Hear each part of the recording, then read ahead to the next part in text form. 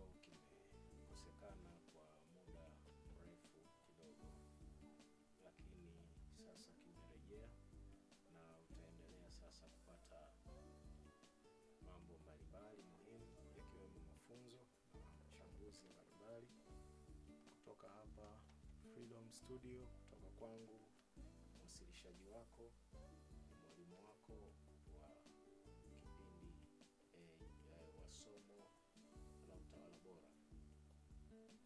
Leo tunaendelea na ninakukaribisha wewe na mimi kwenye dakika ambazo nitazitumia hapa mwanzo mpaka mwisho, na tuendelee tukisikiliza, tukifuatilia kwa pamoja yale yanayokwenda kujiri kwenye kipindi cha leo.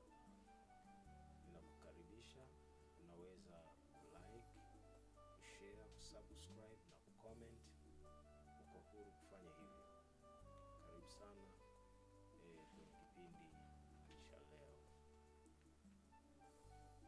Kimsingi leo ninakuletea uchambuzi makini kuhusu matukio yaliyotokea Tanzania wakati na baada ya uchaguzi. Hapo nazungumzia tarehe 29 Oktoba, tarehe 30 na pengine kidogo tarehe 31, wakati wa uchaguzi mkuu wa rais, wa bunge na madiwani katika nchi ya Jamhuri ya Muungano wa Tanzania. Wote tunakumbuka matukio yaliyotokea, na sasa nitakuletea uchambuzi kujadili matukio yale, nini ambacho hasa kilitokea na athari zake, lakini labda sababu chache za kutokea kwa matukio yale, na nini sasa kifanyike baada ya matukio yale. Kimsingi iko tume ambayo Mheshimiwa Rais wa Jamhuri ya Muungano wa Tanzania, Rais Samia Suluhu Hassan, aliiunda kwa ajili ya kuyachunguza yale matukio, na tume iko kazini na inaendelea. Baada ya kazi za kukusanya taarifa, wataandaa taarifa yao na kuiwasilisha kwa Mheshimiwa Rais kubainisha nini kilitokea, sababu zilikuwa nini na maoni yao ni yapi. Kazi ya tume tunaiachia tume, tunaisubiri sisi kama Watanzania, na wakati ukifika naamini itakuwa wazi, kila Mtanzania atafahamu tume taarifa yake inasema nini. Lakini kwenye kipindi cha leo tunajaribu tukupita na kuchambua kidogo nini kwa mawazo na maoni yetu kama Watanzania, na mimi binafsi kama mwongoza kipindi hiki, lakini pia kama Mtanzania ninaona nini kilitokea na sababu ni zipi na nini kifanyike baada ya yale yaliyotokea Oktoba 29, 30 na pengine kwa baadhi ya maeneo 31. Nini kifanyike kama Mtanzania mwenzenu, kama Mtanzania mwenzenu, ninaona nini ambacho kilifanyika au kilitokea, na ni nini sasa kifanyike sasa baada ya hayo yote.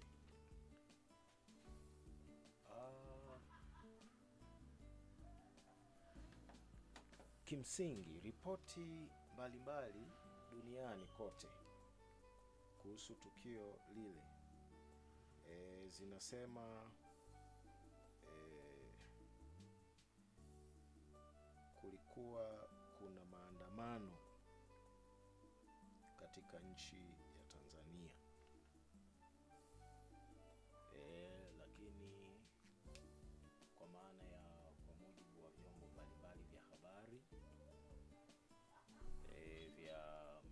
mataifa tofauti tofauti ulimwenguni, vikiwemo vyombo vikubwa kabisa kama BBC, CNN na vyombo vingine tunavyovifahamu vya mataifa tofauti tofauti duniani vinasema kulikuwa kuna maandamano katika nchi ya Tanzania, maandamano makubwa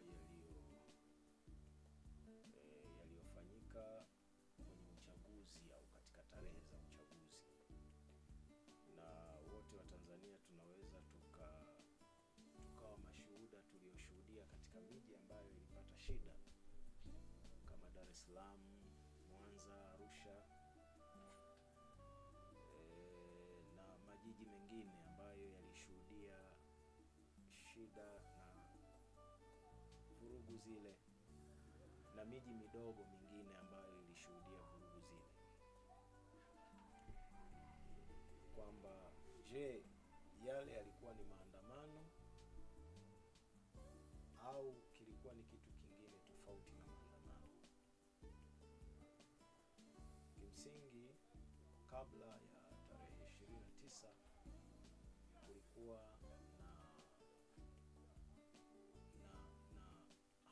mahamasisho, tunatumia hiyo, au kuhamasishana baadhi ya watu kupitia hasa mitandao ya kijamii na mawasiliano mengine ya mtandaoni.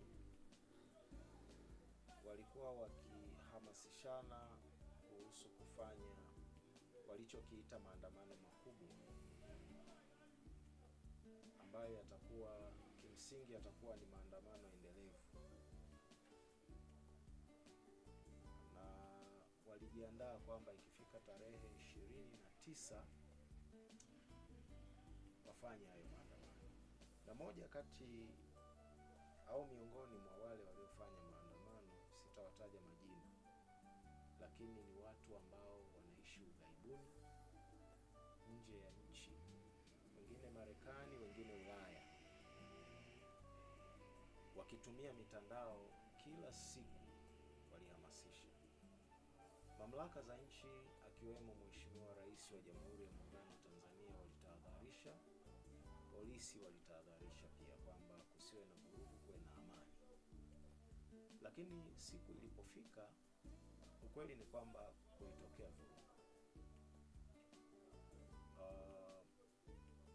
Watu waliingia barabarani, wakaanza kuchoma vitu barabarani, kuweka barriers, walichoma miundombinu, vituo vya kupigia kura, ofisi za umma, watu walichoma ofisi za vyama fulani, sitavitaja hapa, lakini watu kwenye maeneo tunakumbuka ilivyokuwa, vituo vya polisi. Kwa nguvu kubwa sana wale wanaoitwa waandamanaji waliingia barabarani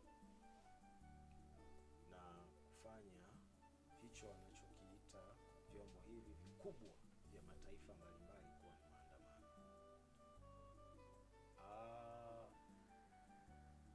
Vurugu, fujo. Baadaye vyombo vya dola vililazimika kwa kweli kuingilia kati na kutumia nguvu kubwa kwa ajili ya kusitisha hicho kilichokuwa kinaitwa maandamano, na walifanikiwa, lakini pia kulikuwa kuna athari. Of course, hao wanaoitwa waandamanaji chini ya alama za kufungua na kufunga semi walifanya uharibifu mkubwa sana. Dar es Salaam walishuhudia uharibifu mkubwa. Kwa mfano, magari ya usafiri wa mwendo kasi pamoja na vituo vile vilipigwa mawe na kuchomwa moto. Hasara kubwa sana. Kuna vituo vya mafuta ambavyo vilichomwa, na kulikuwa kuna miundombinu mingi iliyoharibiwa kabisa. Maduka ya watu binafsi kwa sababu tofauti tofauti yaliharibiwa. Kwa hiyo kulikuwa kuna vurugu, kulikuwa kuna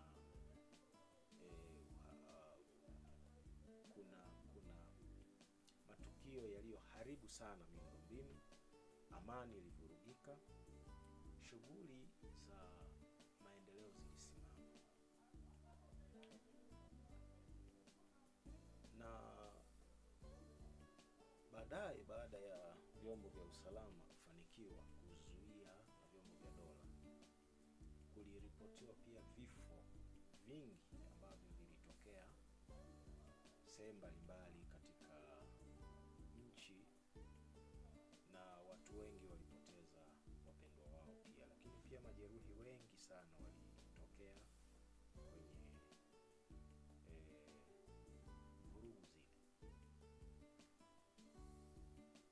Na hiki ndicho ambacho mamlaka za nchi, serikali, kiongozi mkuu wa taifa letu pamoja na kiongozi wa serikali na ambaye pia alipata nafasi ya kuchaguliwa tena kwenye uchaguzi mkuu, Mheshimiwa Samia Suluhu Hassan, ilimpelekea kuunda tume ili kupata vizuri picha ya kile kilichotokea na baadaye maamuzi au hatua zichukuliwe kulingana na yale yaliyotokea. Hiki ni kipindi cha kujifunza masuala ya utawala bora, na ni kipindi ambacho unaweza ukajifunza mambo mengi yanayohusiana na utawala bora. Haya yaliyotokea kwa namna moja au nyingine yanaingiliana moja kwa moja na masuala yote yanayohusiana na utawala bora. Ndiyo maana tunayajadili kwenye kipindi chetu. Sasa hapa nataka niangalie mambo machache.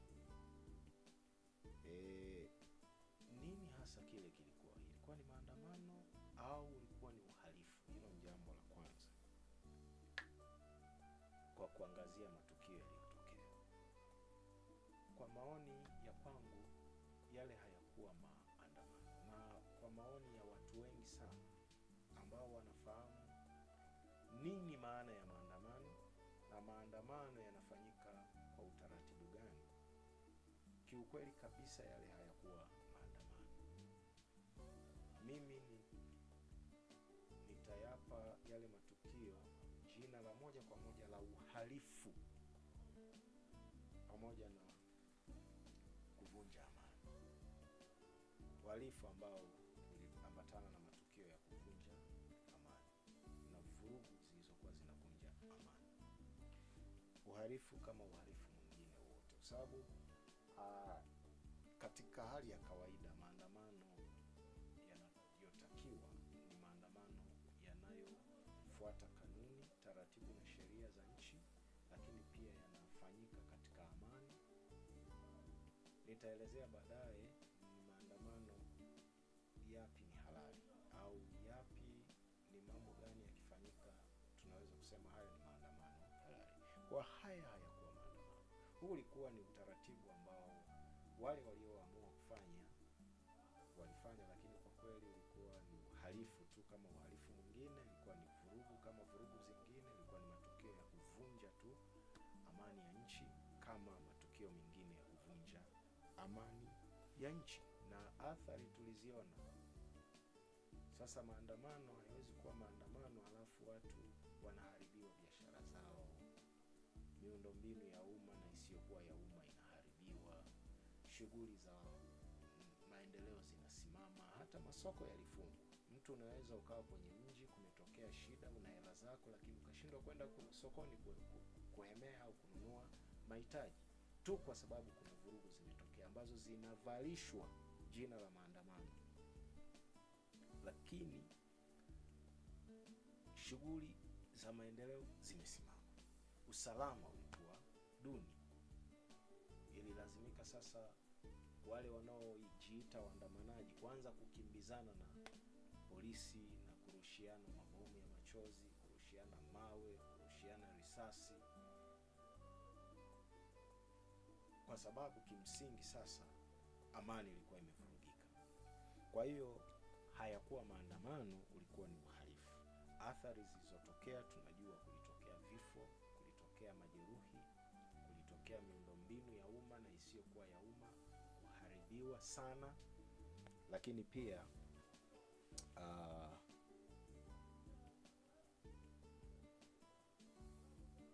shughuli za maendeleo kusimama kabisa. Kwa hiyo kwa sababu hiyo tunaweza tukasema kulikuwa kuna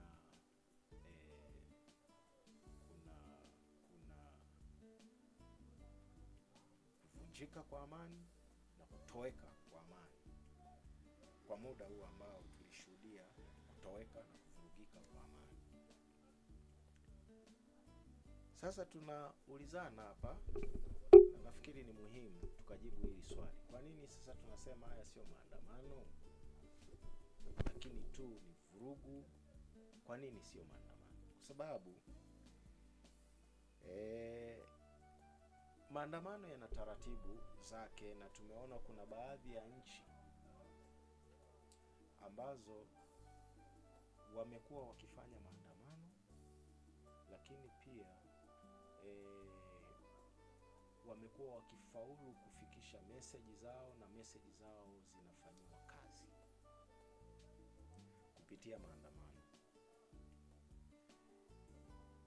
Maandamano utaratibu wake ni kuomba kibali, hasa kwa vyombo vya dola ikiwemo polisi, lakini pia na mamlaka mbalimbali katika eneo husika ambako maandamano yanatakiwa au watu wanahitaji kufanya maandamano.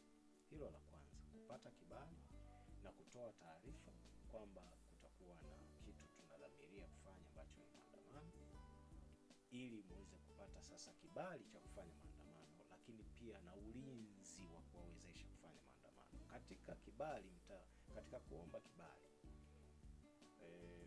baadhi ya mambo mtayafanya, likiwemo kuainisha kwamba mnataka kufanya maandamano kutoka wapi mpaka wapi, kutoka mji gani kwenda mji gani, kutoka kituo gani kwenda kituo gani,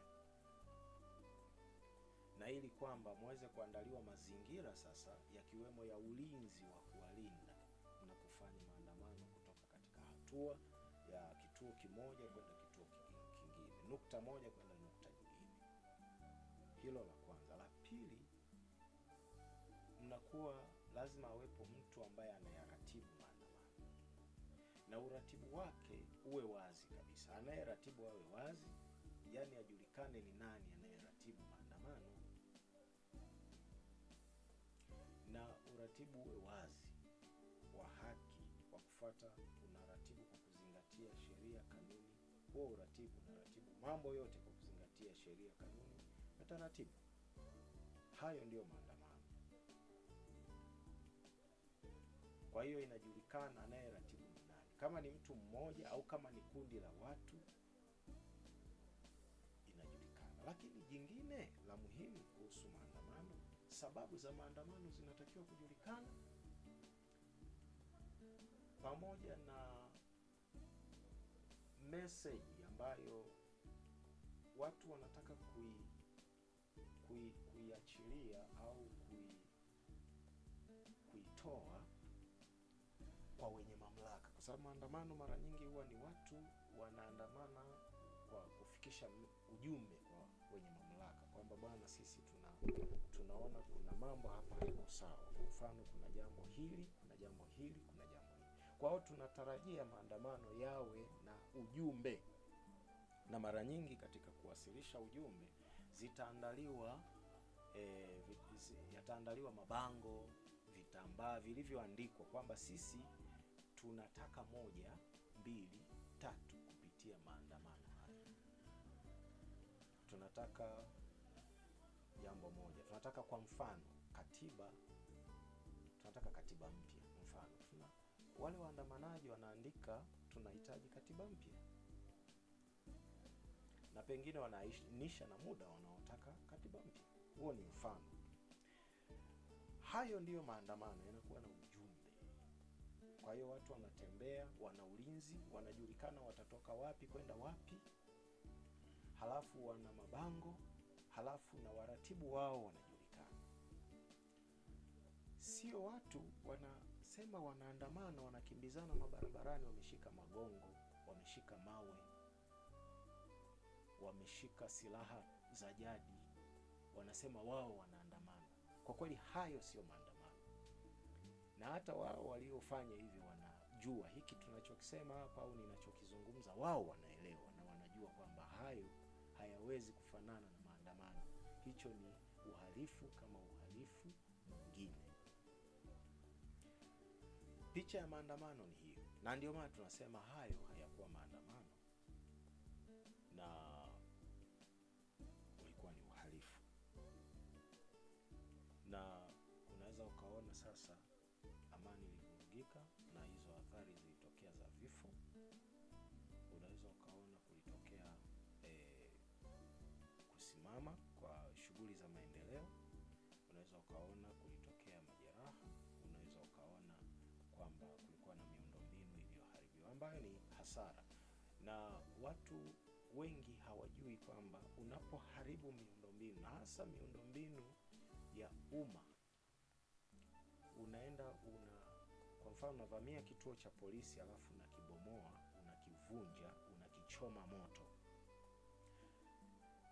ile sio hasara ya jeshi la polisi, sio hasara ya serikali, ni hasara yenu nyinyi wote wa Tanzania. Kama jambo hilo linafanyika Tanzania, labda kwenye mkoa fulani, kwenye wilaya fulani, kwenye eneo hilo, hiyo ni hasara yenu, kwa sababu kiuhalisia miundombinu ya serikali yote inajengwa na pesa za Watanzania, sio pesa za serikali. Yaani wewe Mtanzania unachangia kodi yako kwenye mfuko wa pamoja hazina, ambayo kodi yako hiyo unayochangia ndiyo inayowezesha ujenzi wa miundombinu. Kwa hiyo unapoharibu miundombinu, huikomoi serikali, hulikomoi jeshi la polisi, unajikomoa wewe mwenyewe Mtanzania. Sasa watu wengi hawaelewi, na hili ni tatizo. Ndio maana ya kuwepo vipindi vya mambo ya utawala bora kama hivi, viweze kuwasaidia Watanzania na raia wanaoishi katika nchi hii ya Tanzania kuweza kujua nini ambacho wanapaswa kufanya wakati gani. Sasa kibaya zaidi ni kwamba asilimia kubwa ya wale waliofanya haya, waliohamasisha, ni watu ambao wengi ni Watanzania lakini wanaishi ughaibuni, wakishirikiana na baadhi ya Watanzania, wakiwemo Watanzania baadhi na wanasiasa wachache baadhi, ambao nao walichagiza tukio hili kutokea, wakishirikiana. Kwa hiyo baadhi ya Watanzania ndio walioratibu hili, na wengi wao waliratibu mtandaoni, na wengi wao wanaishi nje ya nchi, Marekani na Ulaya. Kibaya ni kwamba watu hawa pale risasi zilipokuwa zikipigwa, wao hawapo. Wao wako wapi? Ughaibuni. Wao wako wapi? Ulaya. Wao wako wapi? Marekani. Hawapo. Kwa hiyo athari zao ni kidogo sana, labda ni ile ndugu zao waliowaacha wapate athari, ndugu zao waliowaacha wapate majeraha au wapate wauawe. Kama sio hivyo hawana athari yoyote, na sidhani kama ni watu ambao wanaweza kuwa wanatumia nguvu kubwa sana kufanya coordination hii au uratibu huu. Ni watu, je, wanajua kwamba wana athari au hawajali? Hata kama wanajua, inawezekana hawajali. Sasa hiyo ndiyo jambo jingine baya zaidi. Haya ndiyo matukio yaliyotokea. Sababu kuna baadhi, ukiwafuatilia mitandaoni ya Watanzania, wanasema wanadai haki, walikuwa wanadai haki. Mimi kwa macho yangu nilikuwa kwenye mji mmoja mdogo, sitautaja hapa, lakini nilishuhudia hao waliokuwa wanajiita wao waandamanaji, wakishika magongo, wakiwa na matofali, wakiwa na mawe, wakiwa na silaha za jadi, wakifanya vurugu, wakipiga mawe, wakichoma moto. Nilishuhudia wanakimbia kwa pamoja namna hii kama watu ambao wako wanafanya mazoezi ya jogging, wanaimba tunataka haki yetu, tunataka haki yetu. Sasa unakaa chini, hawana bango, yani message yao wewe huwezi kujua message yao ni nini, wanataka nini. Hiyo haki ambayo nayo ninaiweka katika alama za fungua semi na funga semi, wanazodai wao, wanazosema wanataka ni haki zipi? Yaani nashindwa kuelewa specifically wao wanalenga kitu gani. Kama ni haki, specifically wanataka haki gani ambayo wao wameikosa? Sasa picha ya jumla kabisa, tunaweza tukakaa hapo kwenye sababu hiyo ya tunataka haki, tukababadua mambo kadhaa, tukakaa masaa na masaa tukayazungumzia, lakini in general watu hawa walikuwa wanadai wao wanataka haki. Sasa unajiuliza ni haki ipi au haki zipi? Mimi najaribu kuangalia mambo machache ambayo unaweza ukasema kwamba labda haya ndio yalikuwa sababu na ambayo Watanzania tunayajua.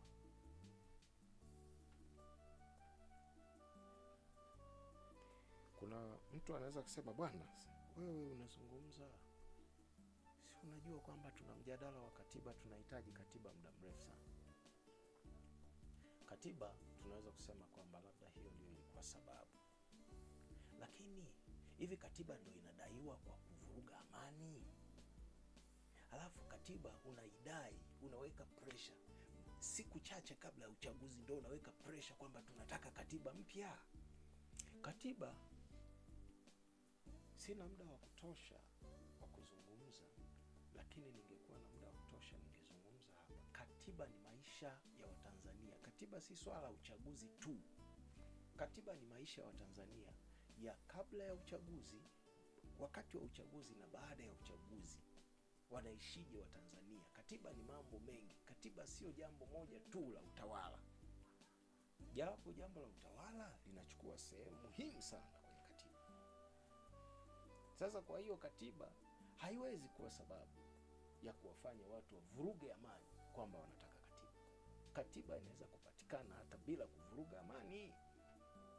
Na mimi kwa kumshukuru Mungu, namshukuru pia Mheshimiwa Rais Samia Suluhu Hassan, maana yeye alikuwa ni mgombea wa Chama cha Mapinduzi, ambacho kilikuwa ni moja kati ya vile vyama vilivyoko kwenye kinyang'anyiro cha urais. Kwenye kampeni zake alilisema swala la katiba kwamba nitalishughulikia. Sasa hiyo haitoshi kuwa na subira ya kutosha kusubiri atashughulikiaje huyu mtu kama atashinda. Labda kama anashinda mtu mwingine, lakini kama yeye atashinda, ameshaahidi atashughulikia. Hakuna subira ya kutosha kusubiri kuona jinsi atakavyoshughulikia na kuweka sasa pressure ya ashughulikie kikamilifu baada ya yeye kuingia madarakani, lakini kwa njia za amani, kwa kufuata kanuni, taratibu na sheria, na kwa kutunza amani. Sasa hiyo ni moja ya sababu, lakini kuna sababu zingine. Mtu anaweza akakwambia bwana, vijana hawana ajira. Nani alikwambia kuna nchi moja duniani imeajiri watu wake wote wana ajira? Ajira ni tatizo la dunia, wala sio tatizo la Tanzania peke yake. Hapa hatuna tu nafasi ya kumwaga takwimu hapa tukakuelezea Ulaya, baadhi ya nchi. Ukienda Uingereza, ukienda Poland, ukienda Hispania, ukienda Uholanzi, kuna matatizo ya ajira dunia nzima. Nenda Marekani, nenda kila bara duniani, kuna matatizo ya ajira. Kwa hiyo Tanzania peke yake haiingii kwenye ramani ya tatizo la ajira kama nchi peke yake. Kuna matatizo ya ajira dunia nzima. Na suluhu ya tatizo la ajira, lazima akili, watu vichwa vikae chini, watu wakae chini, vichwa vitafakari, viangalie namna gani wanatibu tatizo la ajira. Na hasa katika nchi yetu ya Tanzania, tunaweza kukaa chini tukatumia akili zetu vizuri kutatua tatizo la ajira, lakini sio kuingia barabarani na kuvunja amani. Kuvunja amani hakusaidii kutatua tatizo la ajira.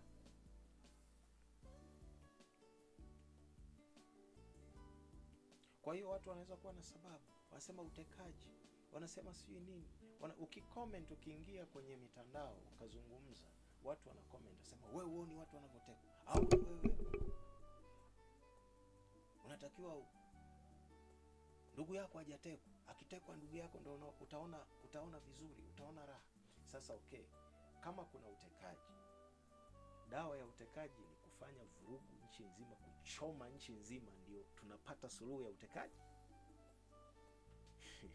Au kuvuruga amani ya nchi ndipo tutapata suluhu ya utekaji? Utokaji unaweza kupata suluhu yake bila kuvuruga amani ya nchi. Tukisimama kama Watanzania tunaojielewa, utekaji unaweza kufikia mwisho, lakini kwa kupata suluhu ya jambo lenyewe kwa njia za amani. Kwa hiyo hakuna, ukiangalia katika hali ya kawaida, kimsingi hakuna sababu hata moja yenye uzito wa kutosha wa kutuhalalishia Watanzania kuivuruga amani ya nchi, ya kutuhalalishia Watanzania kuharibu amani ya nchi, ya kutuhalalishia Watanzania kuichoma nchi na kuifanya nchi kuwa mahame, kuwa jangwa, kujawa na uharibifu, na kuifanya mahala ambapo hapawezi kukalika na kupafanya mahala ambapo hapatawaliki. Hakuna sababu hata moja ya msingi, haipo. Kwa Mtanzania mwenye akili timamu na Mtanzania mwenye upeo mzuri na Mtanzania anayejielewa, haipo sababu hata moja. Tukizichukua moja, tukajadili, tukababadua moja na nyingine, nimetaja chache hapa. Okay, nini kifanyike kwa kumalizia, kwa sababu pia muda wangu sasa umekwenda sana. Nini kifanyike?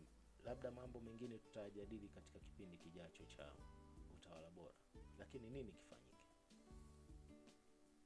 nitazungumza kwa kifupi, lakini katika kipindi kijacho tutaendelea na hii mada kwa undani kidogo. Ila kwa sasa nini kifanyike? Watanzania wote tuitunze amani ya nchi, na wote kwa kushirikiana, tulioko ndani ya nchi na wale walioko nje ya nchi. Wako Watanzania ambao tumezaliwa na wako Watanzania ambao wamekuja ni Watanzania kwa uraia.